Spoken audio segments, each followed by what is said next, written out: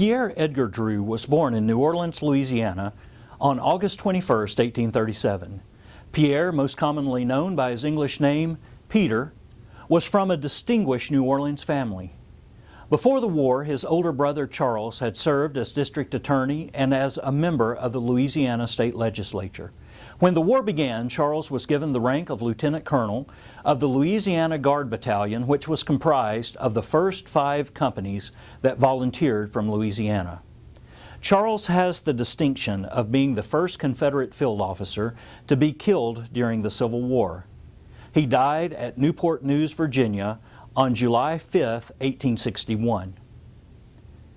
On September 28, 1850, at age 13, Peter became a student at the Western Military Institute, which at the time was located in Georgetown, Kentucky.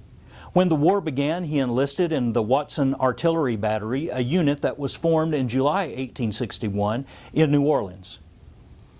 By August 15th, Peter and 36 other members of the Watson Battery were transferred to the Point Coupé Light Artillery, a battery from St. Joseph, Louisiana. As one might expect, Peter was soon promoted to sergeant.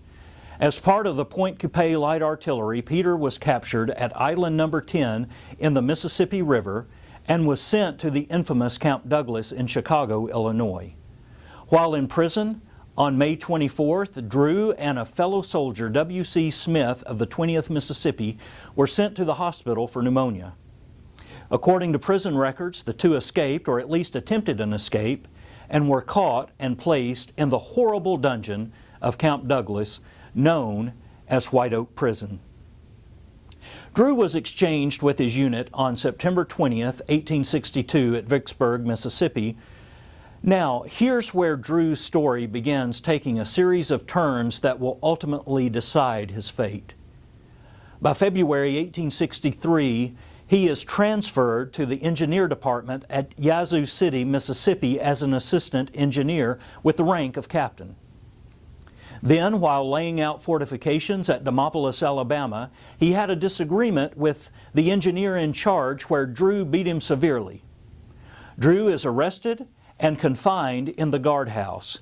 Then, in April of 1864, just before the Atlanta campaign is about to begin, the 29th Tennessee Infantry with Vaughan's brigade, Cheatham's division, are transferred from Dalton, Georgia to Demopolis, Alabama to reinforce General Leonidas Polk.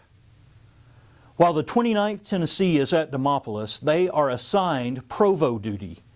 The men of the 29th took a keen liking to Dreux, and Dreux agreed that if they would release him from prison, he would join their ranks as a private.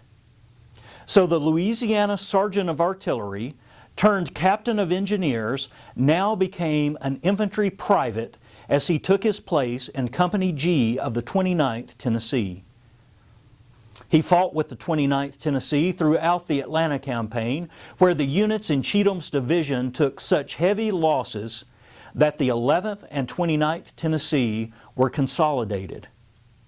Then on November 30th, 1864, at Franklin, Tennessee, with the 11th 29th Tennessee Infantry consolidated, Gordon's brigade, Brown's division, coming right up the Columbia Pike in that bloody charge, nearer to the Federal main line, just to the left of the Columbia Pike, enemy fire hit the color bearer of the 11th 29th Tennessee. As he fell, another member of the regiment picked up the colors and carried them forward. A Yankee round hit this man too.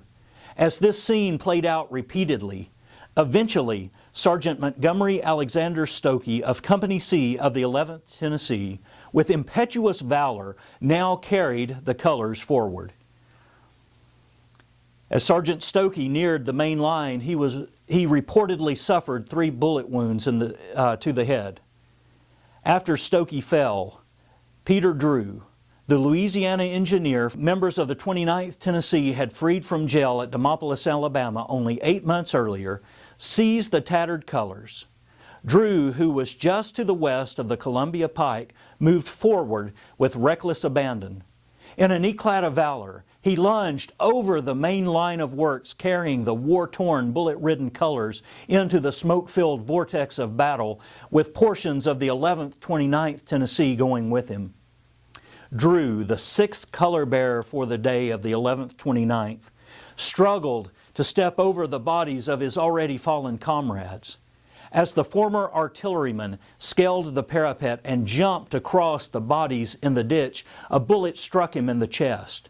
Violently hurling his body backward into the trench, he fell into the trench with the other dead. Dreux's hands continued to grasp the flagstaff. As he fell backwards, the colors wrapped around his body while his life's blood dripping out stained the flag. The next day, J.A. Chalaron of the Point Coupé Light Artillery was walking the grisly field searching for comrades when he discovered the body of his former schoolmate, Peter Dreux, the final color bearer of the day for the 11th 29th Tennessee. Dreux's body was immediately to the left of the Columbia Pike and on top of the highest pile of our dead. Chalaron described Dreux's position. He had died in the act of springing over his dead comrades who had preceded him in the charge and whose bodies filled the ditch far above the crest of the earthwork. Dreux remained on his back with his red artillery kepi on his head and pressed against the pile of dead below. In rigor mortis, his hands maintained their clutched position, although someone of the regiment had already removed the blood-stained flag from his hands. Chalaron and a detail from Dreux's old artillery unit removed the young man's body from the pile of dead in the trench and buried him near a large white oak tree about 150 yards outside the works, near the Columbia Pike and to the left facing Franklin. The remainder of the killed of the 11th 29th were buried side by companies in large trenches between the earthworks and Dreux's grave. And today, the mortal remains of Peter Edgar Dreux rest in grave number 218 in the McGavock Confederate Cemetery. Thank you for joining us for In Their Steps. Join us next time.